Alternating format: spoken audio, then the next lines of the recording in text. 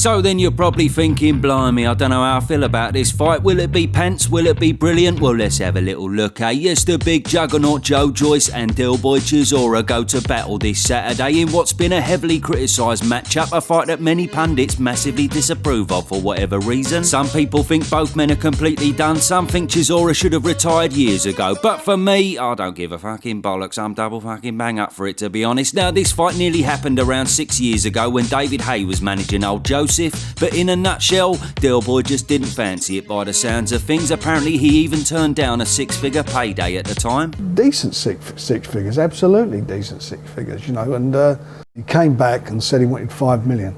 Just say you don't want to fight. Don't price yourself out of it. Just say, I don't fancy it.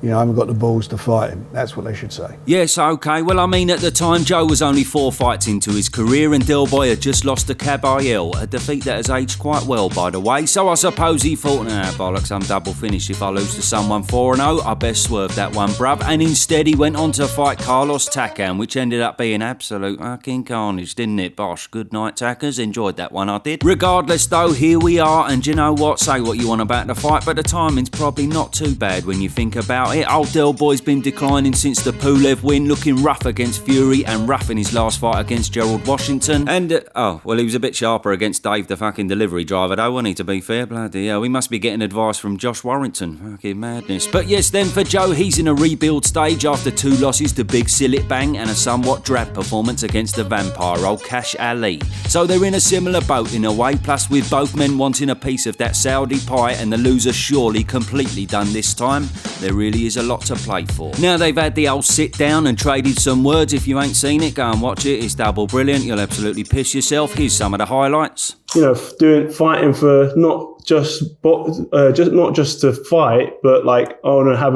a bigger message than that. Done what? The influence of my team and obviously the training camp, what I've done. Your team. Can I tell you something about your team? They're all pussies. Oh, no. Have you got any kids yet? No, I haven't. Why not? Are you busting blanks?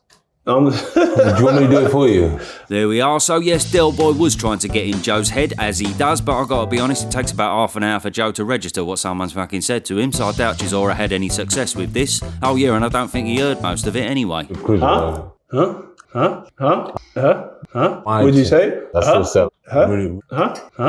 Ooh. Blimey. So anyway, forgetting all that, what we saying about Big Joe? First of all, is the criticism that he's received lately very fair or a little bit harsh? I mean, he's lost twice to Zhang, but as we know, there's no shame in that because Zhang's absolutely mustard and he didn't have to take that fight. He could have had a tick over, but he chose a tough fight. He's never had the credit for doing that either. I mean, at the same time he was fighting Zhang, the WBC champion Tyson Fury was making a deal with Francis Ngannou. Fuck me, how's that fair? Then we had the Cash Ali fight, and okay, it was pretty flat, granted, but he did come in about 1,000 stone overweight and he probably weren't really up for that fight. However, prior to all this, he's got 2 stoppage wins over 2 phenomenal fighters in Dubious and Parker, and how good do them wins look a few years on? Yes, he's always been a bit slow and easy to hit, but the chin's been pretty solid outside of Zhang, who may just be the hardest puncher in the world, and you can't deny when he's firing on all cylinders, the man is an absolute nightmare for many. It may not be the most foolproof method, but either way, no man but Zhang has been able to deal with it. So of course I understand the criticism, but regardless of his age, if he does get back into great shape, could there still be a little bit more to come from this man? I'm not saying he beats AJ or Fury or Usyk, but as for the rest of them, I think it's very possible for him to shine. And you know what else is possible? The prospect of turning yourself into a complete fighter with the help of today's sponsor, Boxing Timer Pro. Yes, this is a powerful all-in-one app that helps you train with structure and improve your lethal boxing skills much faster. This new comprehensive training platform makes it easy to develop into an all-round skilled fighter. You can build your own custom heavy bag workouts, select your own active recovery exercises and even shuffle combinations. So if you want to train smarter, hone your craft and get into superb fighting shape today, download Boxing Timer Pro and master the sweet science. Link in the comments for an exclusive proper discount. Now where were we? Now what are we expecting from this little ditty then? Well, going off their last fights, it's quite hard to know what to expect really, both men were lacking in timing, the power wasn't really threatening, and in a nutshell, both fights were long, hard slogs against lower level opposition. Had they been near the top of their game, I doubt Cash and Gerald would have lasted as long as they did. Either way, the biggest reason this fight is intriguing is because the two of them do only ever fight one way. There's never any Canelo head movement or Lomachenko footwork, definitely fucking not. No, instead they just constantly come forward, constantly pressure and throw relatively obvious bombs, hoping one eventually lands on the sweet spot. In fact, thinking about it, Chisora has never thrown a straight shot the whole of his bloody career. It's always big hooks and big looping over the top right hands that are easy to deal with for someone with quick reactions like Fury or Usyk.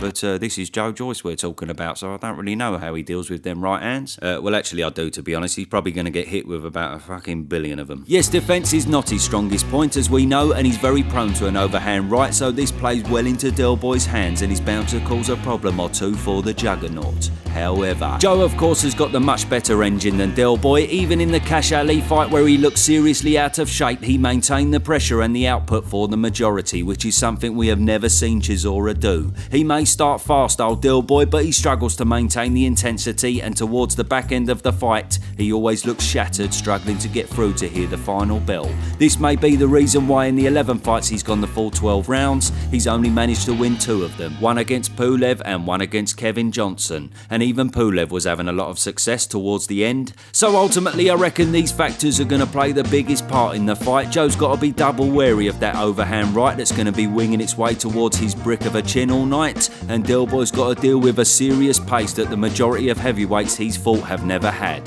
But I gotta be honest, I just don't know if the power of Del Boy is going to be deadly enough to put a dent in Big Joe. I mean, Parker never had the power, Dubois never had the power, so it's debatable if he hits any harder than these two. Probably not, to be fair, though it may depend on if Big Silip Bang has taken away this man's biggest weapon in regards to his punch resistance. We just don't really know that yet. So anyway, I'm expecting Chisora to come out like a madman for the first few rounds. He knows he's going to have problems if it gets taken into them later rounds, so you bet your bum we'll be looking for an early finish Zilly Zhang style. Joe's going to be under the cosh and the old chin is bound to take a pasting, but you know what, I'm just not sold on Chisora's power against top 10 heavyweights, and especially these days in the vinegar stroke of his career.